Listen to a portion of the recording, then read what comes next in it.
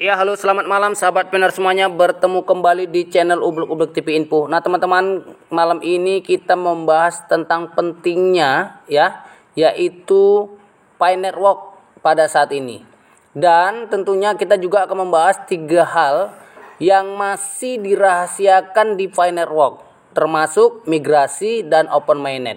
Sebab sampai hari ini tidak satu orang pun mengetahui kapan koinnya migrasi dan juga open mainnet. Kemudian juga hal-hal yang berkaitan dengan open mainnet setiap kali digulirkan berita-berita akan ada terjadinya open mainnet pada setiap bulannya, ternyata sampai hari ini itu tidak terjadi open mainnet. Jadi apakah penting sebuah white paper atau buku putih itu untuk menunjukkan jadwal agenda core team atau project yang kedepannya bisa dilalui dengan tahapan-tahapan yang benar. Nah, jadi teman-teman, Pi Network telah menjadi fenomena baru dalam dunia kripto. Nah, ini kita sudah ketahui semuanya bahkan tentunya orang-orang sudah pada kepo juga tentang Pi Network ini, dan semakin semakin viral tentunya. Jadi pengguna yang cukup dengan mengunduh aplikasi melalui Play Store ini sangat luar biasa, walaupun banyak yang tidak mau untuk mendownload atau mendaftar Pi Network ini. Jadi dengan proses mudah pun orang tidak akan mudah untuk join di Pi Network ataupun ikut menambang. Jadi teman-teman, meski telah memiliki anggota banyak Pi Network ini di seluruh dunia, masih ada beberapa aspek yang dirahasiakan oleh core team Pi Network sendiri. Yaitu teman-teman, yang pertama open mainnet.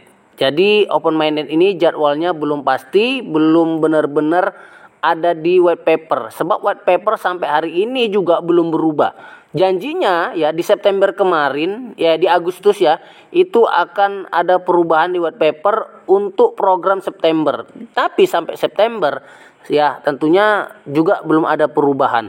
Apakah Jumat depan akan ada informasi terbaru? Nah, nanti kita akan tunggu.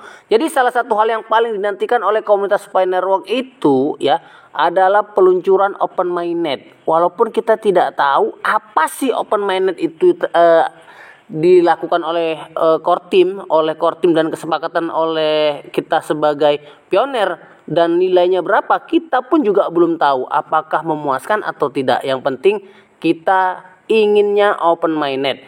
Nah, jadi ini adalah langkah kunci dalam perjalanan Crypto Pi atau Pi, karena akan memungkinkan Pi Network untuk beroperasi secara independen dengan berdiri sendiri dengan blockchain sendiri. Tentunya ini sangat terasa sayang ketika sampai hari ini begitu banyak orang-orang yang sudah menambang mengharapkan open mainnet sampai hari ini belum ada jadwal pasti peluncuran tersebut. Nah, kemudian ini membuat banyak pengguna yang tentunya harus bersabar terus mengikuti perkembangan, walaupun di antara mereka ada yang benar-benar tidak tentunya puas ataupun tentunya tidak mau melakukan penambangan kembali dan kemudian menjual koinnya kepada orang-orang yang tidak bertanggung jawab. Kemudian teman-teman, ada poin kedua yaitu tentang KYC atau Know Your Customer yang tentatif. Nah, ini banyak sekali diharapkan oleh pioner bahwa KYC tentatif ini juga hari ini sampai detik ini banyak kendala dan tentunya ribet sekali. Jadi pengguna Pi Network diundang untuk melakukan proses KYC yang merupakan singkatan dari Know Your Customer dan kemudian namun proses KYC ini masih bersifat tentatif, yang berarti pengguna diundang secara acak untuk mengikutinya.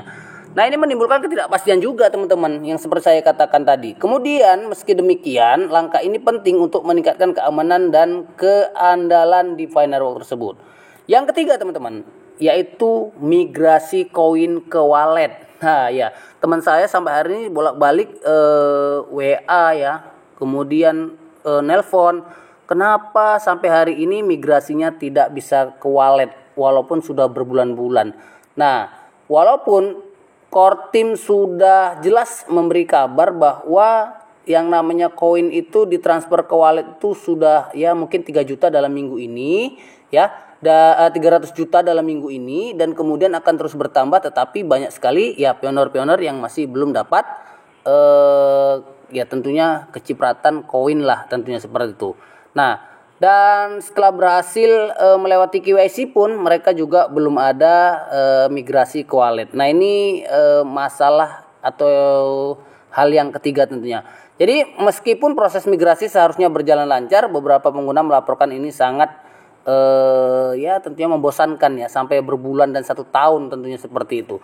Kemudian ya kita berharap bahwa hal ini menjadi sumber yang tidak perlu dikhawatirkan oleh komunitas BIS sendiri. Dan kemudian kita melihat bahwa